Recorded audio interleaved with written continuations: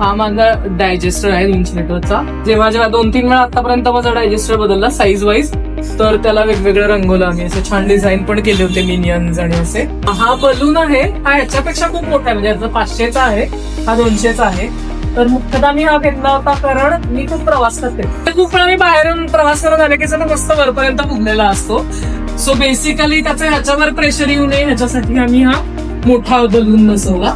आम्ही 1 किंवा 2 जणच घरात राहतो. सो माझ्या एवढ्याशा कचऱ्यावर खूप गॅस नाही मिळत. तर आमच्या इथे जे मेंटेनन्स करणारे दादा गेल्या जरा, तर त्यांना मी सांगितलं ही बकेट मी बाहेर ठेवते, त्याच्यामध्ये ते कचरा देतात. त्यांना मी हे पण सांगितलं की अशा काड्या, भाज्यांच्या काड्या वगैरे नका देऊ, फळांची सालं, खराब झालेलं अन्न, पिठं असं द्या. तर त्याप्रमाणे ते छान आम्हाला देतात आणि मला त्याच्यामुळे छान गॅस मिळतो. आणि दुसरं आम्ही जेव्हा रिनोव्हेट करत होतो रंग वगैरे, तेव्हा एक सेटअप असा केला की जी पाईप आहे तर इथून अशी ती नेणं वॉज लाईक जरा ते आड दिसत होतं.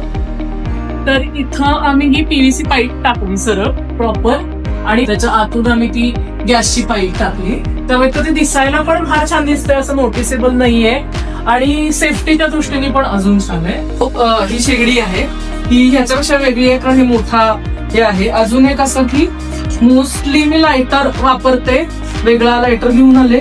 दुसरं एक तर सांगायचं होतं, जेवताना पटकन उठून तिथं मला काही उरलं की उठून झाल्यावर कचरा टाकायला हवा असं म्हणून पण टाकलं, तो सेटअप तो तिथंच आहे. कुणीही माझ्याकडे असे फ्रेंड झाले तर ते उठून त्यांचा कचरा पटकन बॅगेसमध्ये टाकून देतात. सो ते अजून एक ऍडव्हान्टेज आणि त्यांना इंट्रोडक्शन पण होते बॅगेसची.